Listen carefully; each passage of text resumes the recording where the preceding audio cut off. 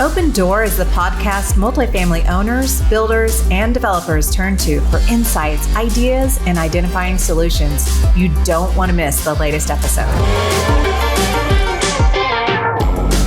Welcome back to Open Door by Cox Communities, a show dedicated to bring you the latest information, hottest trends, and newest technologies for you to consider when making decisions for your multifamily communities. Hi, I'm your host, Valerie Sargent.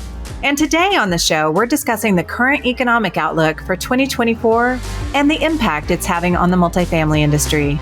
I'm very happy to say that joining me for the discussion is Jonathan Smoke, Chief Economist at Cox.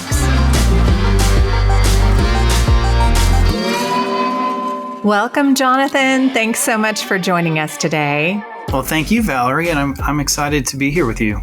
As Chief Economist for Cox, you are involved in a wide variety of industries, and I know you have a particular expertise in the auto industry, but you actually began your career in the housing industry. So before we get into our discussion on the current economic outlook and the multifamily industry, I was hoping you would take a few minutes to tell us a little bit about yourself and your career journey and your current role at Cox.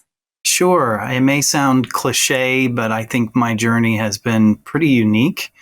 I was an economics major back in college, and I really loved both the theoretical and quantitative parts of economics, and fundamentally how you could use economics to help understand and explain the world. But I mistakenly thought that the only career in economics would be in academia or maybe in government.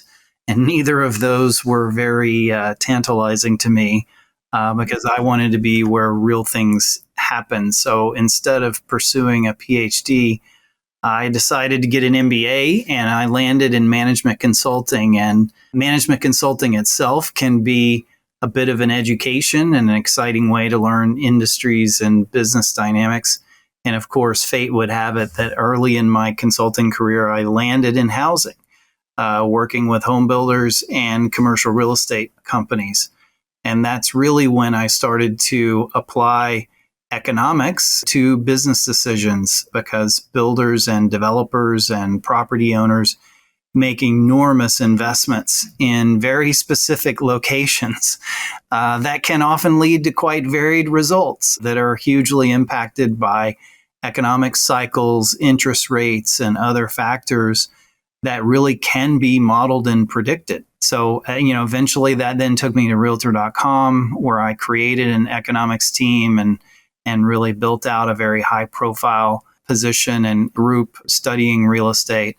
And then the opportunity at Cox came along and tempted me to leave housing and try something new in automotive. And so in a sort of roundabout way, I'm now in the happy position to also advise Cox Communications and Cox Enterprises in all of the other areas they are investing. So in a way, I'm back in housing, but the truth is I've continued to follow housing closely. It's in my blood, and it's very natural to sort of have the conversation with you today. Now, I would be extremely remiss if we didn't talk about one other awesome thing about you, Jonathan, and that is that you are also a DJ.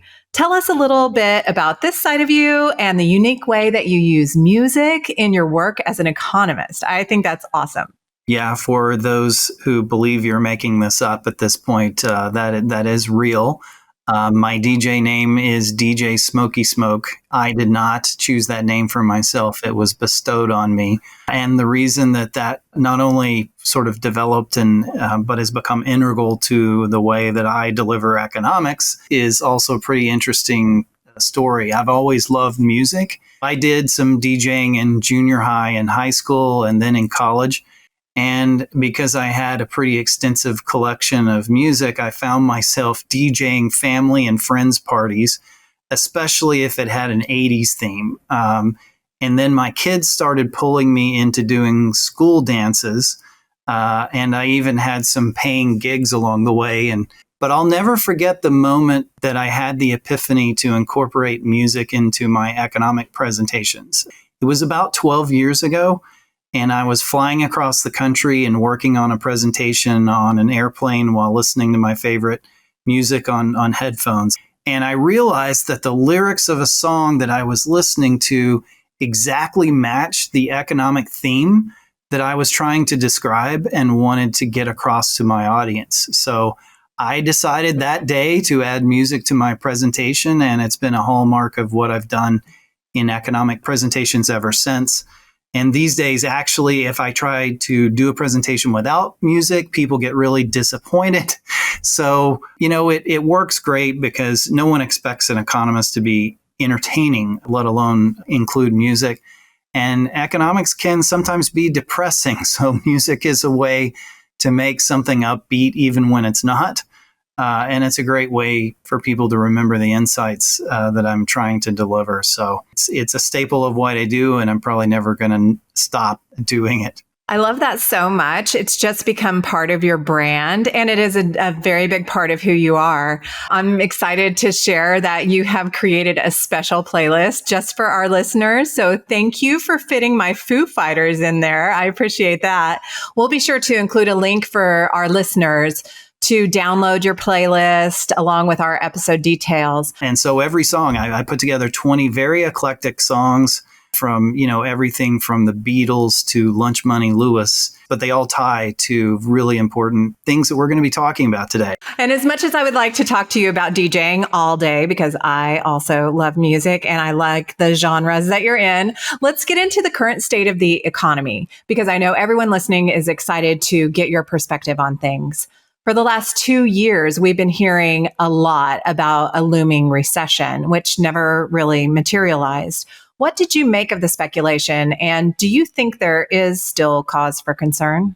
So we've been through an unprecedented and challenging time. I know that word unprecedented has been used quite a bit, but boy, when you look at the last 5 years in particular, it has truly been something that was hard to really tie back to history. I mean, we use history as a guide. That's what much of economics is on the quantitative side, is really looking to see how conditions have fared before. And when you're in unprecedented times, it's really tough to say, well, we've never quite seen that before, so we don't know what's going to happen.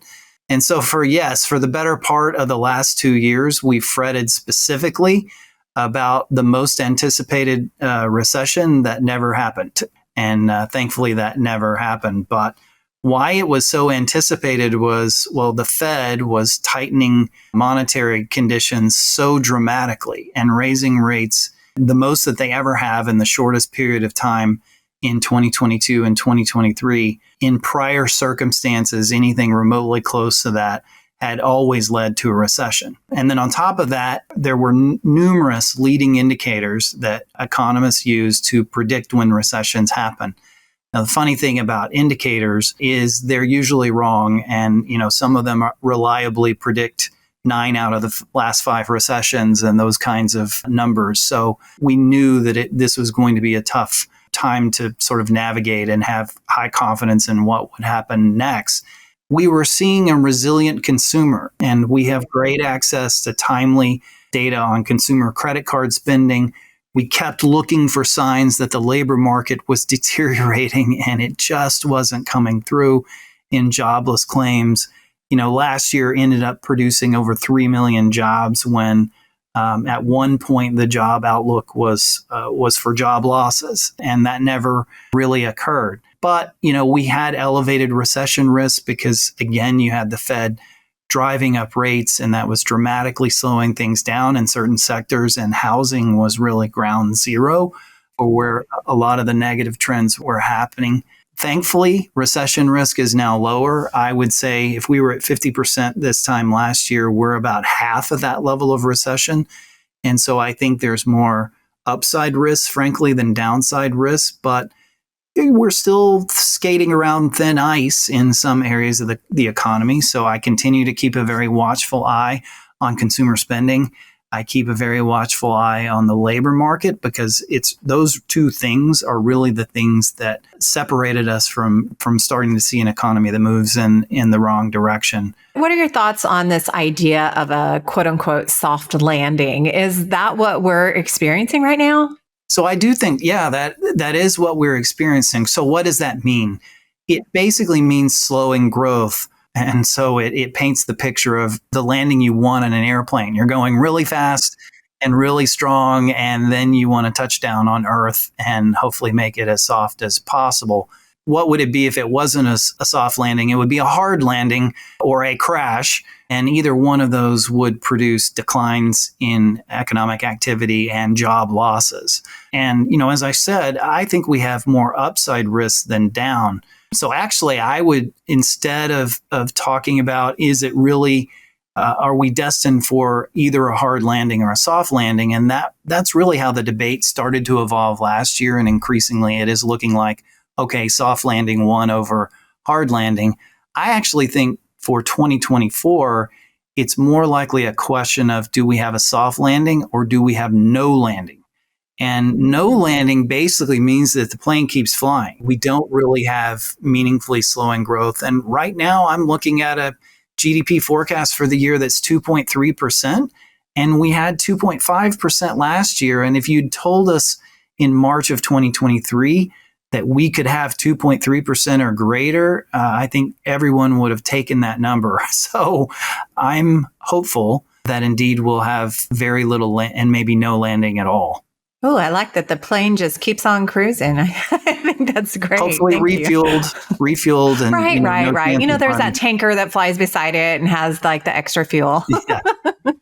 Well, unlike that looming recession, inflation has been a major problem for the economy. What are you thinking with regard to the current rate of inflation we're seeing as we've been heading into 2024? So inflation has been our core problem, actually going back to 2021 when Russia invaded Ukraine and things started to turn dramatically in that direction. And what has made it worse in the short term, especially in terms of the economy, is the medicine we had to take in order to bring inflation down. And that medicine is largely what the Fed has been sort of doling out to us. And so it's been especially hard on housing because of the huge increase in interest rates we've seen since 2021, when, at the end of 21, we had the lowest rates we've ever had for mortgages and many types of consumer and business loans.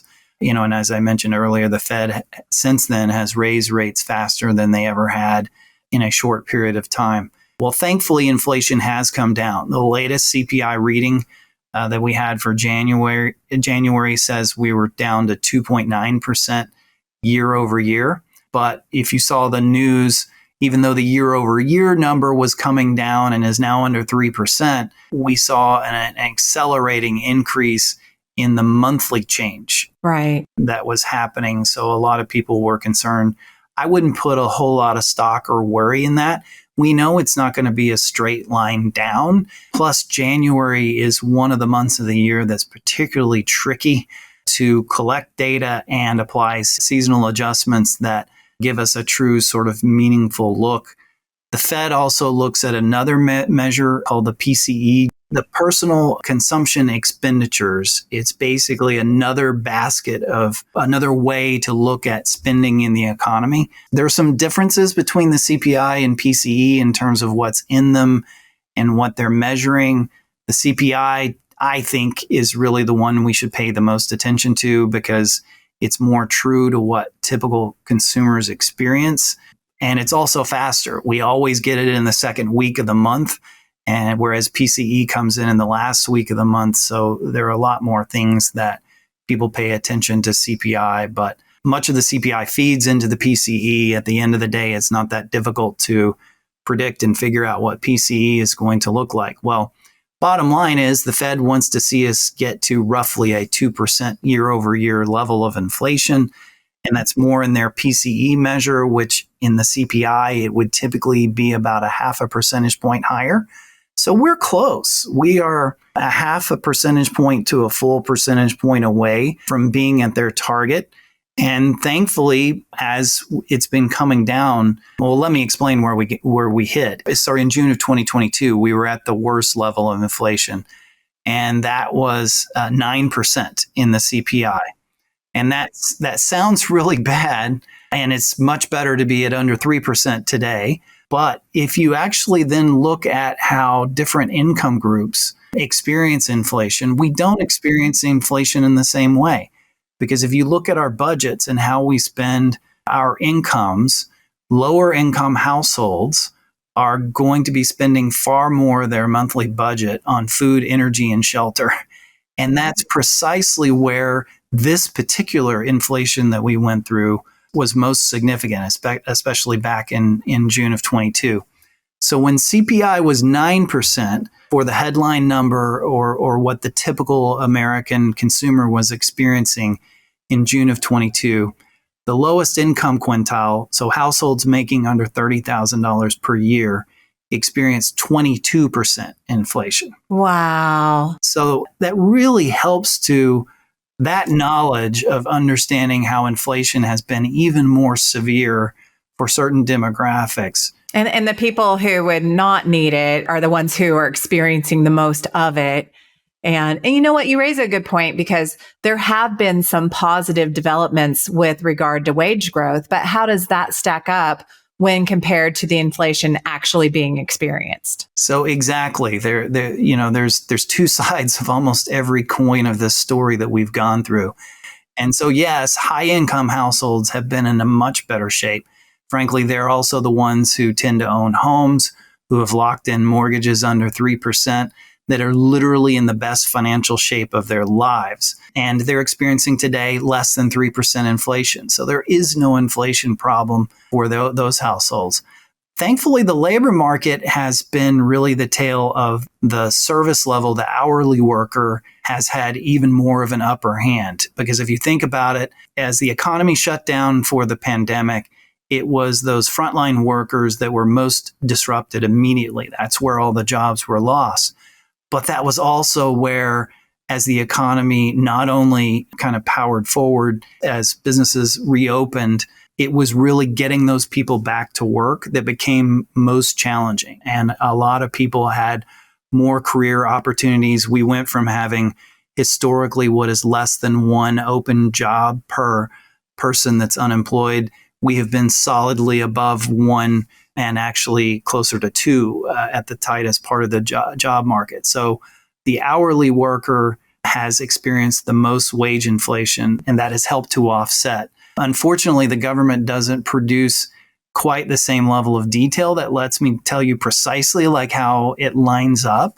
But the aggregate data that they do produce every month basically tells us we had a period of time in 2021 and all of 2022 and into the first quarter of 2023 that inflation was higher than wage and income growth.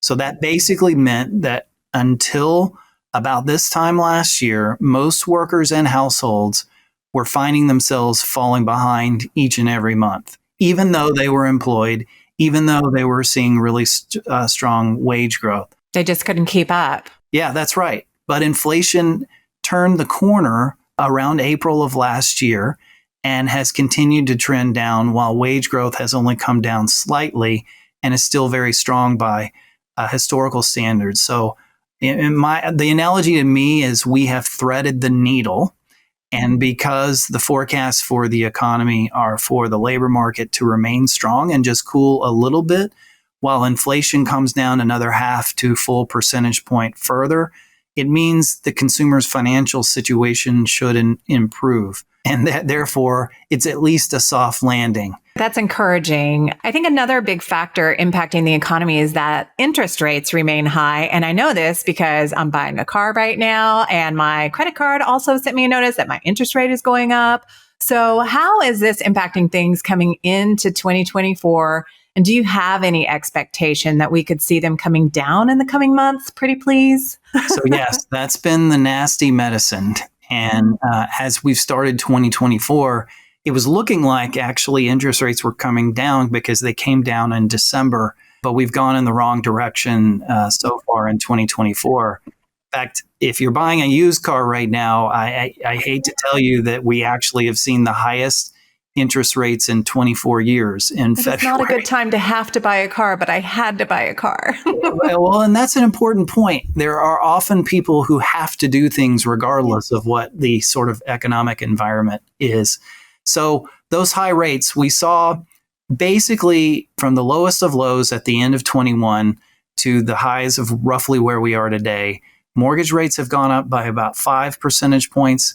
Used car rates have gone up by about 6 percentage points. New car rates are closer to mortgages, up by about 5 percentage points. And that has an amplifying effect on the inflation that monthly payments experience because, and by the way, monthly payments are also influenced by the price of the good, which in the case of homes and cars have both experienced pretty substantial inflation as well. So we have seen consumers really priced out of the market because of the combination of high prices and high rates, plus inflation reducing their buying power. Like in the case of median and lower income households, they have to have a place to live. Rents are going up, so they have to spend more on housing. That means they have to pull back in other areas. Maybe choose a used car when forced to buy a vehicle rather than buying a new vehicle.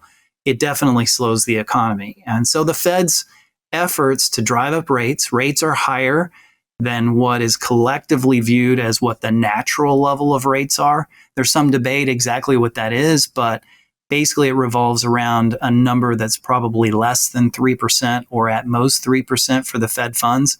And yet we're at 5.25 to 5.5. So that tells us that the Fed should be starting to reduce rates, or else the economy just can't keep up with the amazing sort of threading the needle that we've experienced, over the last 2 years with rates moving higher and now at this high. So rates have definitely taken a toll, slowed housing dramatically, kind of locked up the existing home market, have driven costs higher for businesses and consumers alike. We definitely see it having a negative impact in the multifamily market because it impacts multifamily investment. So we've seen big pullback in permits and starts, which are the leading parts of new construction. It's also cut dramatically on transactions that are taking place in the market. Just as a segue, that raises a good point that during the pandemic, we all saw the price of building materials skyrocket as a result of a variety of supply chain issues. What are your thoughts on the resolution of these issues in the years ahead? Yes, we experienced substantial material shortages across most industries because they had to do with this sort of unique circumstances, the way that COVID was disrupting transportation and impacting production. The vehicle market was actually ground zero for a lot of that kind of material shortages that were occurring. And the good news is that most material shortages have ended.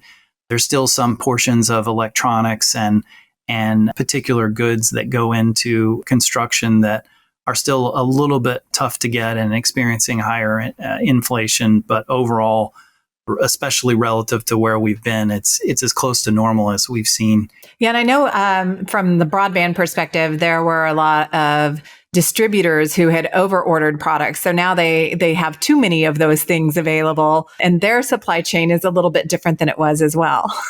Yes, exactly. We saw people over-ordering, that built up inventories that actually induced what were called as a freight recession last year. So there are parts of the transportation, like trucks on the road, that have experienced tremendous declines in both activity and the kind of price of transportation. But everything sort of points to most supply chains are normalizing, and certainly the abnormal period we went through is largely behind us. Not to say that something new can't happen. We obviously have some challenges in the Middle East. In particular, the Red Sea has been disruptive to some goods that naturally flow between Asia and Europe. Thankfully, that doesn't impact the U.S. too much because most of our goods are coming from other regions and we're really not susceptible. But a lot of oil moves through that part of the region. And if the price of diesel and gasoline goes up, that tends to drive up a lot of costs and impacts manufacturing and construction alike. But so far, we're not really seeing the situation globally turn into any more problems. So I think most of the supply issues are behind us. We still have lingering labor issues, though. And that relates to a theme that I think people need to think of as kind of either two sides of the same coin, or maybe the right analogy is a two-edged sword. Because on the one hand, we want the consumer to have strong wage and earnings growth, to be able to continue to spend and be in healthy financial condition, to move, to take out a new lease, to buy a new vehicle, to do all of those things they do in good circumstances. But on the other hand, we don't want it to be so strong that it drives inflation and causes businesses to have to raise prices too much that keeps the inflation story going. But labor is something that I think is going to be driven to favor the consumer and the worker for the foreseeable future, simply because of demographics. We are seeing the boomers retire, and there aren't enough of younger people to completely fill those open spots. Something else I would love to get your thoughts on is how insurance needs are impacting the housing industry and the U.S. economy. Because I know, like, especially here in California and in Florida, I've seen a lot of issues around insurance. And when I've been talking to multifamily owners and operators, that's something that they're bringing up a lot to me. So what are your biggest takeaways there? Yeah, well, my takeaway is, unfortunately, that insurance is a big challenge. It is not easy to measure and quantify, and it's not easy to point to an easy solution to the situation we find ourselves in. A lot of companies have been pulling out of some of these markets. Yeah, and I think that sort of creates a bit of a crisis that hopefully eventually leads to a solution. But I can share a couple of data points that the team has been able to put together. Well, one, the government tracks auto insurance very closely. Why they track auto insurance more than property insurance, I'm not really certain. I'm really curious as to why it's much easier to quantify inflation. But auto insurance was up 21% year over year in January. So if you're buying a new car, I highly suggest checking what your insurance is. I have recently, and yeah, it's higher. Yeah. So that impacts affordability, because historically, insurance is about 1/8 of a household's transportation budget. So if that is going up 21% year over year, even if the other things are just experiencing normal inflation, it's really going to hurt your budget. Well, interestingly, the data in the property market, and I think I got a third quarter number from Yardi Matrix, said that apartment companies were reporting a roughly 20% increase year over year. So it seems like the same level of inflation that we're observing in auto is happening in housing. Yeah. And then, of course, they have to cover their costs. And then you see those things reflected in rental rates and things like that as well. Yeah. And you were pointing out, some of this is very, even more significant in specific states like Florida and California. And obviously, costs can vary dramatically and have been escalating, but some of it is related to climate change and the fact that more losses are being experienced. But I also, my instinct is this is one of those industries that is regulated, and we sort of have a special form of regulation in the U.S. And to me, it reminds me a lot of healthcare that, basically, folks, this ain't working, and we've got some real issues. I have some family that I know are experiencing today in Florida that their property insurance now costs more than their mortgage. Wow, really? That makes zero sense. That blows my mind. And is not sustainable. Yeah. So there is no easy solution. Hopefully what we're going to see is that the inflation we've seen happen in both property and auto insurance is really a lagged effect to the price and material cost increases that we experienced 1 and 2 years ago.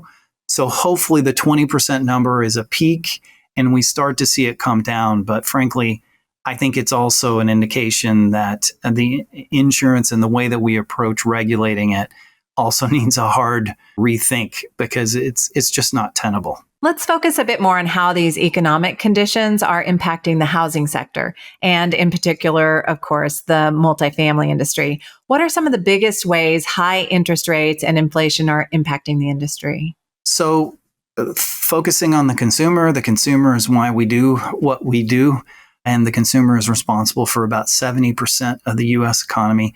Housing is the biggest and most important part of any household's budget. If you look at after-tax disposable income, housing is about 35% of the typical household's expenses, and that's including rent and utilities and some other things that all add up to that. But if you look at, again, the picture I was painting earlier of lower income consumers, it's close to 50% or more of their household budget. So we know that housing is not getting cheaper because demand continues to exceed supply. This is a function of land and availability and the fact that our economy keeps growing and our population is growing and households are growing. We do think that we have relief coming, particularly where that relief is coming has been in rent. It hasn't been fully reflected across the board in like the CPI data. Some of that is a measurement issue by the way that the government tracks rents on more of a rolling basis as opposed to what new rents are seeing. But we know in the market level data that asking rents are still positive, but they're barely positive. Yardy's numbers put asking rents at growing just 1.6% last year. And we're seeing huge differences by market. There are markets that have seen the bulk of the new supply coming on, impacting and producing negative trends. So there are places like Las Vegas, Boise, Idaho, Phoenix, Austin. Ironically, all of the places with the strongest growth are the places where there's the most rent pressure. And you have places in the Northeast and Midwest that didn't see quite the same investment in new apartments started a couple of years ago that aren't seeing those kinds of declines and instead are seeing increases. And then the age-old college towns appear to be navigating this without much change. But it basically says that the worst of the inflation, at least in the near term, is over. And it's consistent with our view of that we were having earlier of threading the needle, the soft landing. Inflation comes down, enabling the Fed to start cutting rates. And it's really when those rates start being cut down, you can start to see people moving into home ownership more easily and doing other things that then kind of take on more of a virtuous cycle in the economy. When you look at renters as opposed to homeowners, are you seeing any major difference between the way current conditions are impacting these two different groups? I know I had to move twice last year as a renter, and I had a little bit of sticker shock for sure. Are you seeing anything with the differences in the groups, renters versus homeowners? Oh, yeah, no doubt. Inflation has been worse for renters. Renters tend to be median and lower income groups because they substantially represent what I think the industry sometimes referred to as renters by necessity. And as a result, the trends that I were talking about, they disproportionately spend more of their budgets on food, energy, and shelter. But with rates coming down, with rents coming down, with energy no longer going up, and hopefully with insurance and some other things coming down, it would suggest that they have the most to gain. And by the way, it leaves them still in a commanding position in the labor market because the demographic story is not turning negative in terms of the competition. We have 1.4 open positions for every unemployed person, and businesses are going to have to compete for the foreseeable future in keeping employees. And there's a lot of huge potential. I would argue one of construction's biggest challenges is encouraging young people to go into the trades. These are good ways to make a living and to enjoy very strong income, be very tied to your community. And as a result, you can contribute to sort of the positive sort of housing market. So I think we're going to navigate this. I am optimistic about it. Yes, there are things like insurance that worry me and are troublesome. But I think all in all, if we navigate the next couple of months, we're definitely going to be moving towards more positive trends in the years to come. When it comes to the current housing market all across the country, the affordability of housing has become a major topic. So looking ahead, what are your thoughts on the longevity of this trend? Well, I think, ironically, in the short term, what higher rates have done has actually caused new construction to slow down. And that's sort of the opposite of what we really need to address the fact that we fundamentally have underbuilt for 15 years. So thankfully, as that starts to turn, we think new construction has bottomed. Most of the growth that's been happening in the near term is in single family, but we need that. And thankfully, that single family is tilting more towards lower price, more affordable product that will encourage people that are trying to start the climbing the property ladder will be able to. So some of this will happen because of what's being delivered, the short-term negative impact on rents. will help resolve some of the issues. But longer term, what are the factors that contribute to this? It's sort of like the insurance or the healthcare analogy. It's not one thing, it's many things. And it is not easy to find, what is the government entity that can solve this. So we've got the ongoing housing shortage, so we need to encourage more. What is blocking that? Zoning, the lack of financing and the lack of particularly programs like low-income tax credits that help to direct more investment towards more affordable housing. Clearly, we've got land constraints in some places, but really it's the horrible combination of how zoning and NIMBYism essentially prevents density from being developed when that's the right solution for everybody, and including the people who are already there, because you won't have a continuing to grow economy if you can't expand your labor force and take care of the people who are going to be a part of that growth that's happening. I think the pieces that I also am concerned about are labor. As I shared, we've got to encourage people in the trades. But I think creating the framework and creating the way that, say, low-income tax credits are more easily delivered and giving encouragement around areas that are having more success in promoting the zoning and the sort of density rule changes that help to produce more housing will be better over the longer term. It's no secret that there is a presidential election approaching. So I'd love to get your thoughts on any other impacts that you see this could have on the economy in 2024 and beyond. What do you think? Well, it is an election year, and I'm not too worried about the election year itself having a negative impact on the economy. I like to joke that no one decides where they're going to live based on who they think is going to be in the White House. We have some big fiscal challenges facing us. And so what I'm worried about is what happens in 2025, because that's the year we have to tackle a debt ceiling. We kicked the can down the road to January of 2025 on that. We've got affordable healthcare funding that expires in the first quarter of that year. We've got expiration of the Tax Cuts and Job Act tax policy that was enacted in 2018 that expires next year.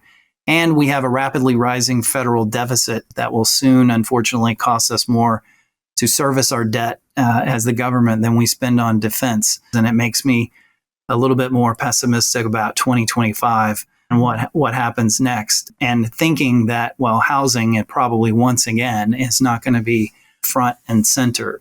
So I guess the good news is I've sounded optimistic today. I'm not so worried about the immediate future, but I am concerned that we aren't doing the things that are necessary for the good of the country and specifically for housing. When it comes to younger generations that we were talking about earlier, getting into the housing market and buying their first home, what are some of the biggest challenges the economy is presenting to them right now? So younger people are most likely to be median and low income. So the earlier discussion about who's experiencing the worst inflation has been negatively impacting them the most. They also have had limited ability to build credit because of the tremendous move up in interest rates, keeping them on the sidelines for vehicle purchases, using their credit cards more, you name it. And most importantly, build up savings to climb the ownership ladder, because even before 10 years ago, the biggest issue for a young person was not qualifying from a payment perspective. It was coming up with a specific down payment that they needed. And obviously with the inflation that we've seen and with underwriting or mortgages being even more conservative today, that's even harder. They're also the people that hold the most student debt, and that is limiting. So it's clearly challenging. But let me end on a positive note on this topic. The labor market is in their favor. And, I have two kids that are Gen Z kids. And what I'm observing for many of them, and it seems to be a characteristic of the generation overall, is they're very disciplined financially. They are obviously clearly well educated. And so I'm optimistic that the kids will all be okay eventually. I think they say that about every generation, right? Well, it's funny because, when I was initially in housing and at realtor.com, the popular theme coming out of the Great Recession was that millennials would never want to own homes. And we were like, so that is so wrong. As soon as they start getting married and having children, they're going to want to have homes. And they indeed are the highest cohort. So I'm optimistic. We're going to navigate these challenges. These are short-term things that in a few years are largely going to be behind us. And in fact, they may be the ones who step up when the old people get out of the room and find the big solutions to the big problems that we face, like insurance and climate change and affordable housing. So even though it looks dire today, they may be the ones that usher in the better tomorrow. Well, affordable housing, obviously, when it comes to housing, there's a lot of government policy at all different levels, from local all the way to federal. And there has been a lot of talk about various rent control policies recently. What are your thoughts on the impact of these types of laws that they have on the housing industry? Are there any better options or programs out there? So the free market doesn't always work correctly, but also the regulations that we try to apply to fix some of the issues over time can lead to unintended consequences. And so, like our discussion about insurance, I think the government approaches we've had to fix housing so far have had, at best, mixed outcomes. And so, unfortunately, there's no easy answer. It really takes continuing to experiment. I love the idea of finding things that are working in certain parts of the country and figuring out, can we replicate those in other areas? Focusing on low income, high on my list would be continuing to have a robust program for producing low income tax credits and adjusting zoning and helping people realize how counterproductive it is to have some of the rules that, for well-intended purposes, can actually make the cost of development or development at all being impossible to do when it's absolutely needed to help address the lack of housing that we have today. Well, I think that's the whole point, right? Like, while regulations are often well-intentioned in many ways, they can sometimes have those negative impact and those unintended consequences, especially in the space of affordable housing. So what are some of the things you have observed that impact the industry's ability or desire to build more affordable housing when these types of regulations have been put into place? Well, I definitely think part of it is a tone. So it's moving away from NIMBYism and actually looking for it's YIMBYism, yes, in my backyard. Deliberately encouraging those sort of changes and getting the grassroots support.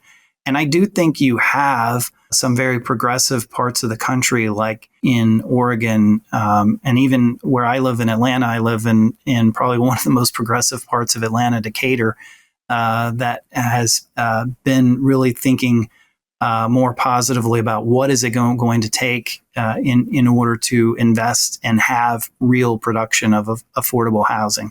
So I think it's not so much about the federal government, even though I've been hyping the presidential election and all. The federal government, what we want them to do is to establish fiscal and monetary conditions that keep the economy healthy, keep interest rates as low as they should be, and therefore investment attractive, then focus all of our attention more at the state and local level, which is really where the rubber hits the road. And I think educating those groups that are well-intended, like letting them know what some of those consequences are that happen. And really the communication between both of those groups is so important to work together to find a solution. As we wrap up things today here, Jonathan, I wanted to give you a moment to leave the audience with a bit of parting advice. What is the most important thing you want them to take away from our conversation today? I'm not sure that I can just say one thing. So let me give you three things that come to mind. One is that what you do is vital. And yes, we may have record new supply coming online in the short term, presenting more pressure on rents and higher concessions in some markets. The fundamentals suggest that a challenging 2024 is going to give way to normalizing demand that looks very strong for the future and is vitally important for our economy and the future of the country. So thank you for what you do. Stay positive. 2, we've spent this time talking about national trends, but here's the real kind of essence of what I think people need to be paying attention to. There is no such thing as a U.S. housing market. We are made up of thousands of housing markets. So pay attention to your own backyard and some of the challenges that we were talking about. And then finally, as we started, let's put a little music in your life as well. And you can start with the playlist that I put together. Definitely. I know I pick up my new car today, so I'm going to listen to your playlist in my new car today, Jonathan.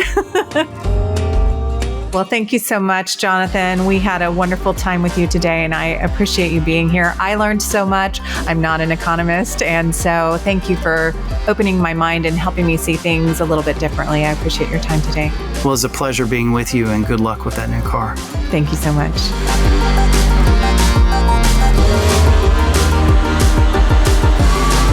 Thanks again to Jonathan for being on the show today and discussing the current economic outlook and its impact on the multifamily industry. And if you enjoyed the show, please remember to rate and leave us a review. Thanks again for listening. I'm Valerie Sargent, and this has been Open Door, brought to you by Cox Communities. We're in the top 1% of business podcasts for a reason. Subscribe now so you never miss a moment.